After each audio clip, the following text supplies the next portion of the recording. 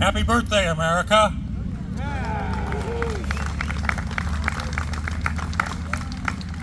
This marks the 250th anniversary of our nation's birth, as proclaimed in the Declaration of Independence.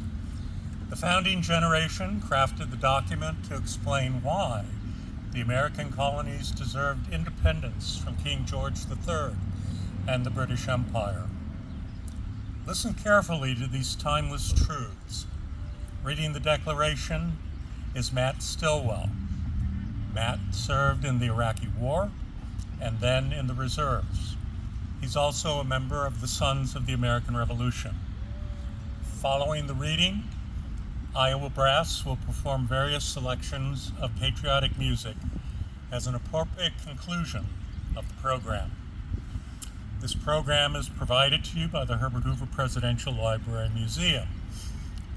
We will be reopening the museum on August 6th at 2 p.m.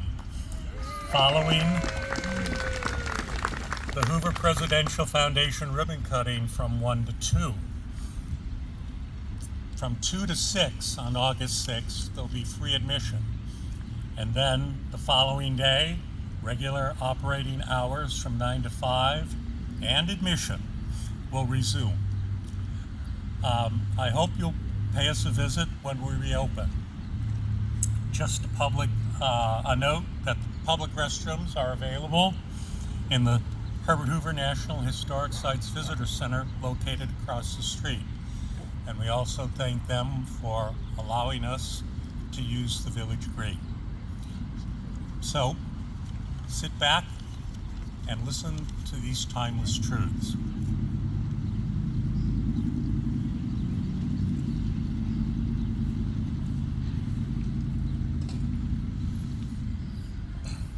Good afternoon, everyone. Hope I can be heard. Okay.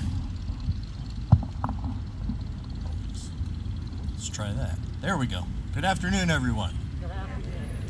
Apologies for that. As noted, my name is Matt Stillwell. I am a member of the Sons of the American Revolution, and I was asked to be here by Herbert Hoover Foundation, basically to read the Declaration of Independence, and that is what I'm going to do.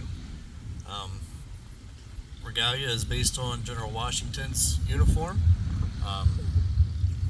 Once the Declaration was produced and spread amongst the states at the time, he did ask it to be read to all of the troops at each location they were, and therefore, here I am. So, to begin, when, in the course of human events, it becomes necessary for one people to dissolve the political bonds which have connected them with another, and to assume, among the powers of the earth, the separate and equal station to which the laws of nature and of nature's God entitle them, a decent respect to the opinions of mankind requires that they should declare the causes which impel them to the separation.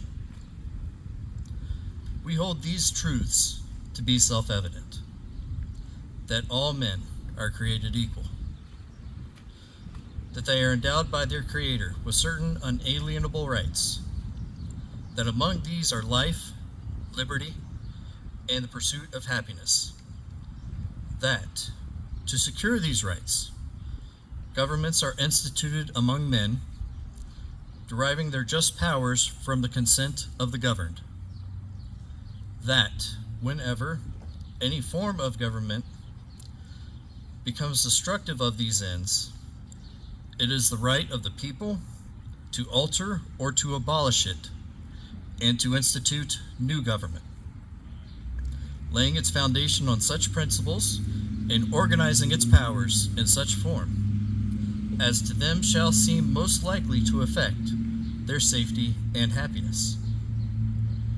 Prudence, indeed, will dictate that governments long established should not be changed for light and transient causes, and, accordingly, all experience has shown that mankind are more disposed to suffer, while evils are sufferable, than to right themselves by abolishing the forms to which they are accustomed. But when a long train of abuses and usurpations, pursuing invariably the same object, evinces a design to reduce them under absolute despotism, it is their right, it is their duty, to throw off such government and to provide new guards for the future security.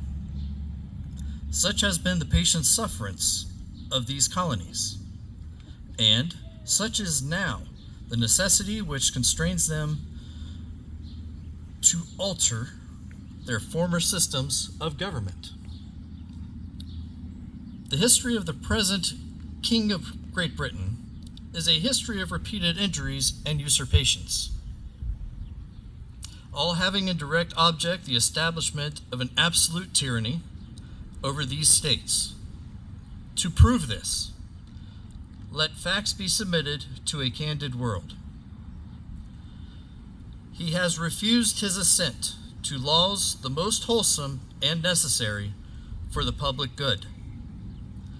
He has forbidden his governors to pass laws of immediate and pressing importance, unless suspended in their operation till his assent should be obtained, and when so suspended, he has utterly neglected to attend them. He has refused to pass other laws for the accommodation of large districts of people, unless those people would relinquish the right of representation in the legislature, a right inestimable to them and formidable to tyrants.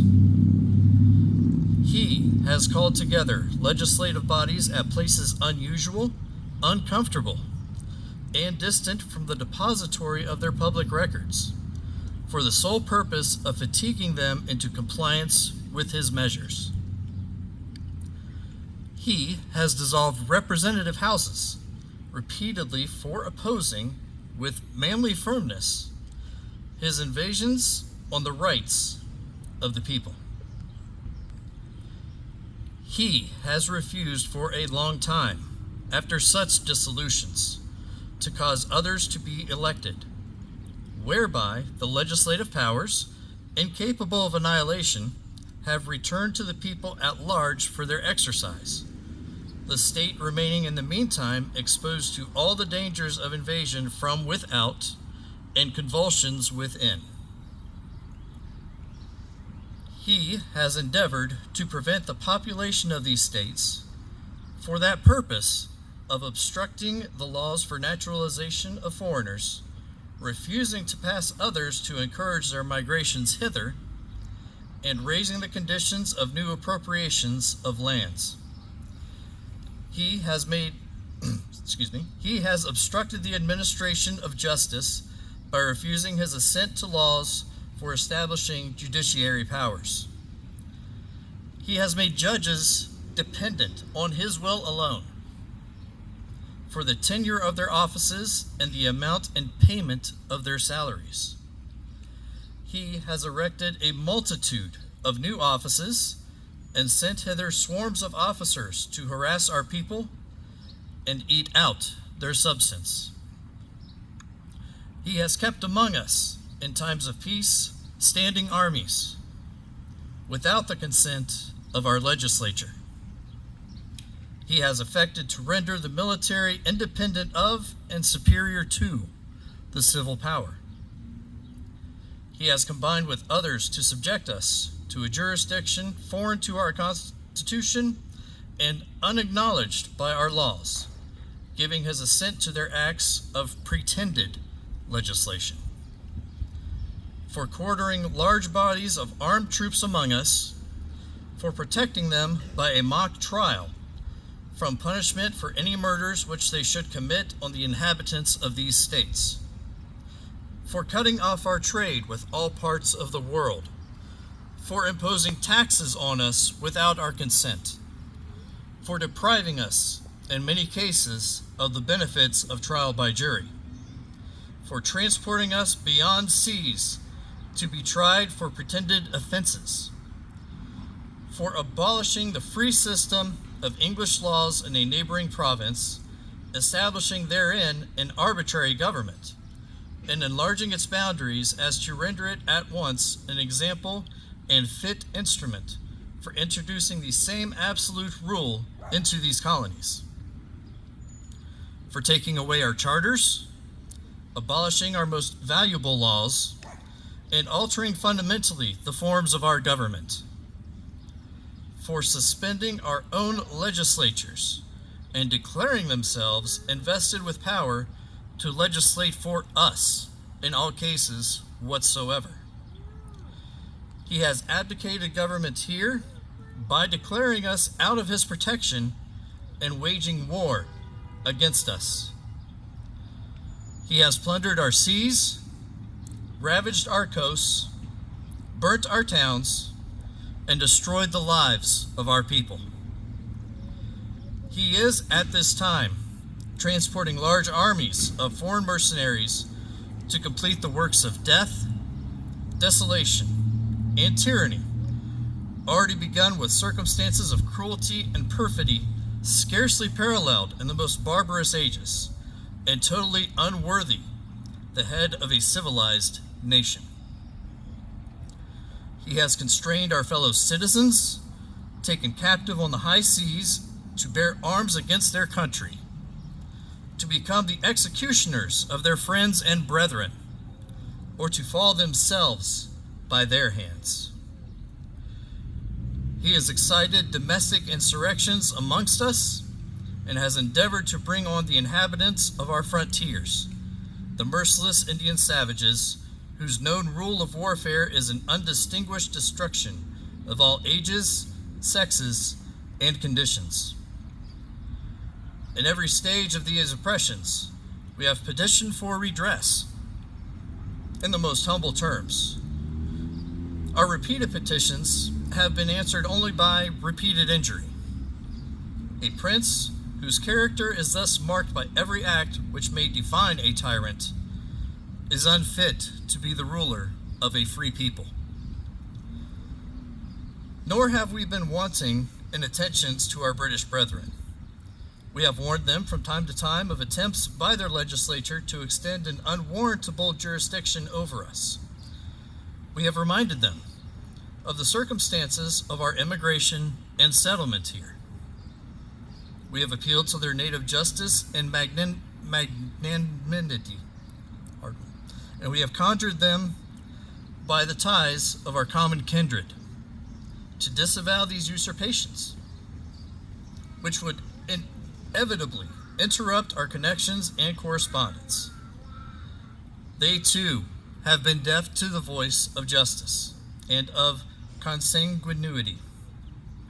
We must, therefore, acquiesce in the necessity which denounces our separation and hold them, as we hold the rest of mankind, enemies in war, in peace, friends.